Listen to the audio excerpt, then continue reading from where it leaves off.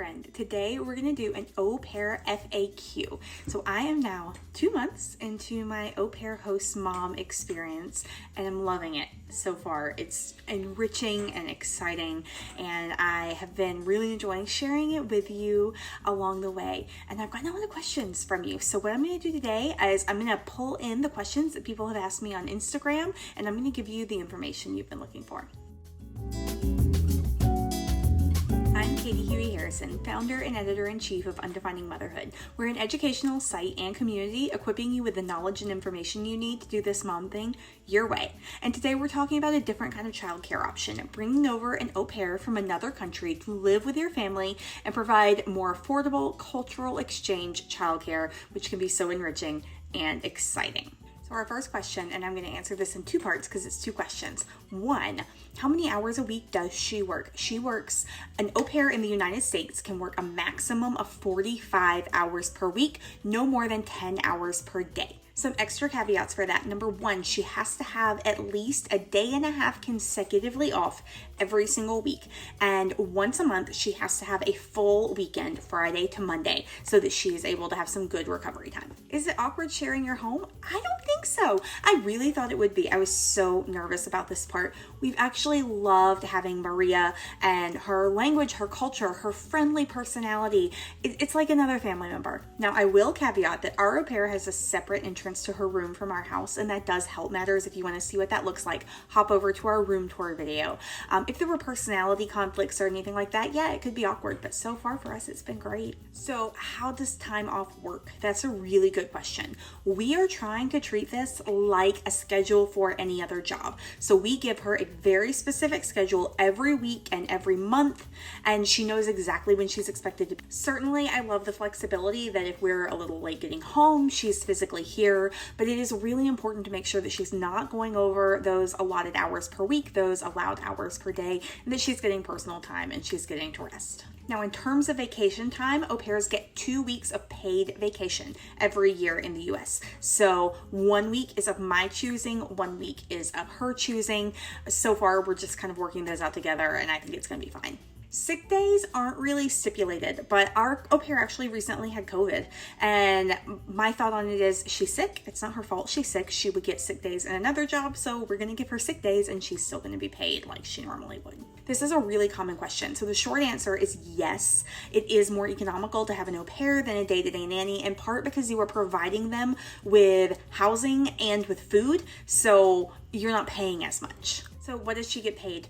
We pay our au pair, and this is standard in the US, $200 per week for an entire year. So that does include her vacation time. Now, there are extra costs, and I'm going to do a full video on cost breakdown. Basically, up front, it was about $9,000 that can be financed over the course of the year.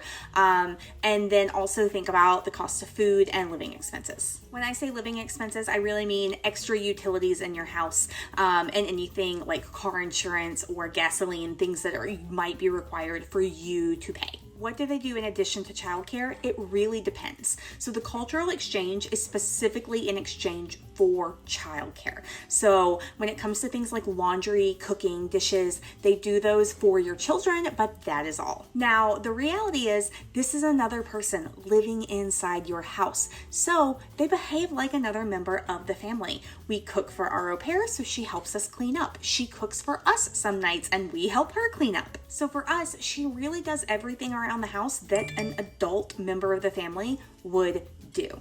But this is something that you kind of stipulate with each au pair. How much independence do they have? If they're not eating with you, they don't clean up behind you. What if we don't have a private suite? Is it doable? 100%. So what I would say to this is you want to have a space that the au pair can consider to be their own. Legally, they have to have a bedroom with fire exits and a lock on the door. I have been talking to multiple people who have been au pairs in the past, and I have heard a lot of comments on people who didn't have very good living quarters.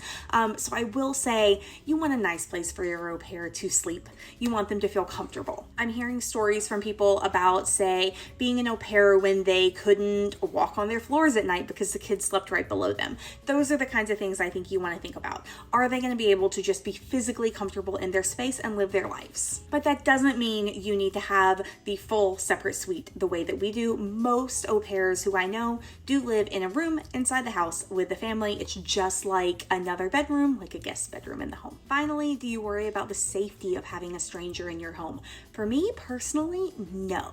So these au pairs have been heavily vetted, as is your family, before the au pair is allowed to come live with you, which is as it should be. There's a background check on everyone involved, and they also do 5, I believe, personal reference interviews, at least our company, Cultural Care, did, for the au pair, and they did 2 personal interviews for us, and you're not allowed to live together until that happens. I hope this information has been interesting and helpful to you. I am loving answering your questions and just learning more about this process because it's been so fun and exciting and enriching for my family. If you want to hear more about this journey as we go through it, please don't forget to follow along by subscribing to this channel. And if you have other questions that I didn't answer in this video, go ahead and ask them in the comments below. I'm excited to be able to share my thoughts and hear from other people as well. Coming up soon, I'm going to talk about the hidden expenses of hosting an au pair so you can know exactly what you're getting into. Let me know what else you want to hear about in the comments. Don't forget to like, comment, and subscribe. Thanks so much for watching, friend. Bye.